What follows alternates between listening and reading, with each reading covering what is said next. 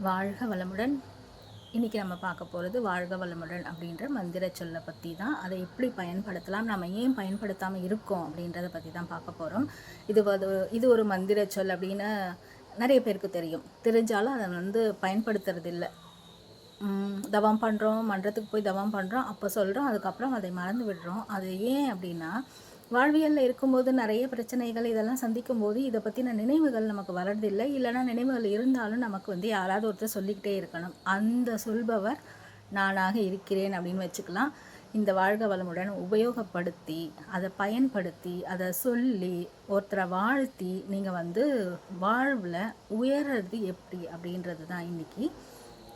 ஒருத்தர் யாரோ ஒருத்தர் உங்களுக்கு ஏதோ உங்களுக்கு பிடிக்காத விஷயத்த செஞ்சுக்கிட்டே இருக்கார். இல்லை யாரோ ஒருத்தர் உங்கள் கணவனோ இல்லை குழந்தையோ இப்படி இப்போ குழந்தை ஒரு ஃபோன் பார்த்துட்டே இருக்கான், நான் சொல்கிற பேச்சை கேட்குறதில்ல, எக்ஸாமுக்கு படிக்கிறதில்ல அப்படின்னா அவனுக்கு என்ன நல்லதோ அது இறைநிலைக்கு தெரியும். அப்போ நீங்கள் இவனுக்கு இது சரியில்லை, இந்த படிப்பை அவன் படிக்கணும் அப்படின்றத விட்டுட்டு அவனை வாழ்க வளமுடன் அப்படின்னு சொல்லிகிட்டே இருந்தீங்க அப்படின்னா, வாழ்த்திக்கிட்டே இருந்தீங்க அப்படின்னா, அந்த இறைநிலை இப்போ உங்களுக்குள்ளே இருக்கிற இறைநிலையும் அவனுக்குள்ளே இருக்கிற இறைநிலையும் ஒன்றுக்கு ஒன்று கம்யூனிகேட் ஆகுது.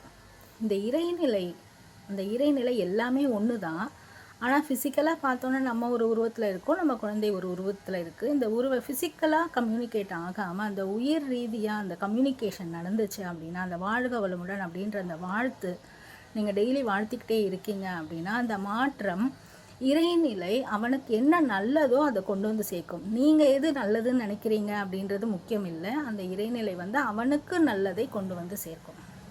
அது கண்டிப்பாக நடக்கும். இது நான் அனுபவ ரீதியாக பார்த்தது என்ன அப்படின்னா, இப்போ நான் நினைக்கிற ஒரு பர்சன், எங்கள் வீட்டில் இருக்க பர்சன் நானும் மன்றத்தில் சேர்ந்தவ அப்படின்றதுனால அவங்களும் மன்றத்தில் சேர்ந்து இந்த பயிற்சியெல்லாம் பண்ணணும் அப்படின்னு நான் இதுதான் வேணும் அப்படின்னு நினச்சி வாழ்த்திட்டு இருந்தேன்.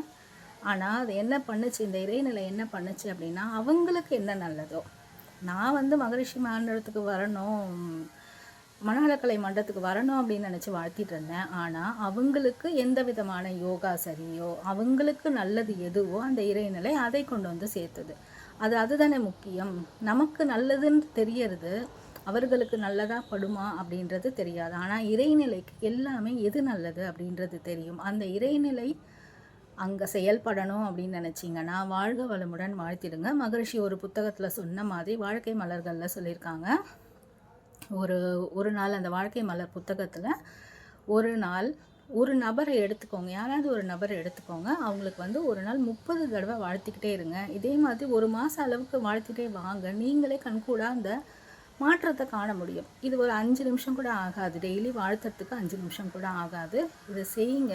அவங்களோட வாழ்க்கையில் மாற்றத்தை பார்ப்பீங்க. உங்களோட ஆசைப்படி இல்லாமல் இறைநிலையோட அதனோட வழி நடத்துதல் நடக்கும், தானாகவே நடக்கும்.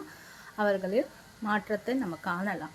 இதை பயிற்சி செய்தால்தான் நடக்கும், பயிற்சி செய்யாமல் எதுவுமே நடக்காது. ஸோ இன்னிலேருந்து ஒரு சேலஞ்ச் எடுத்துக்கலாமே, வாழ்க வளமுடன் சேலஞ்ச் நம்ம போட்டோம். அதே மாதிரி இன்னிலேருந்து ஒரு மாதத்துக்கு ஏதோ ஒரு நபரை எடுத்துக்கலாம். அவங்க யாருக்கு உங்களுக்கு மாற்றம் வேணும்னு நினைக்கிறீங்களோ, அவங்க வாழ்க்கை நல்ல சிறப்படையணும்னு நினைக்கிறீங்களோ, உங்கள் குழந்தையாகவோ கணவராகவோ இல்லை உங்களுக்கு தெரிஞ்சவங்க யாராக இருந்தாலும் அவர்களை வாழ்த்துங்கள். மனதார இல்லைனாலும் பரவாயில்ல, ஆரம்பத்தில் வாழ்த்த மட்டும் செய்யுங்கள். அது தானாகவே உங்களுக்கு மனதார வாழ்த்த அந்த வழியை வகுத்துவிடும். இதுதான் உண்மைங்க, இதுதான் நடக்கும். ஸோ வாழ்த்த மட்டும் ஆரம்பிங்க, சும்மா ஆரம்பிங்க. டெய்லி காலையில் எழுந்த உடனே ஒரு 5 நிமிஷம் ஆக போதும், வாழ்க வளமுடன் அவங்கள நினச்சி வாழ்க வளமுடன் 30 தடவை, அவ்வளோதான், முடிஞ்சிச்சு. இது ஒரு மாதம் கண்டினியூஸாக பண்ணி பாருங்கள், என்ன நடக்குதுன்னு பார்க்கலாம். உங்களோட கமெண்ட்டை இங்கே தெரிவிங்க. நன்றி.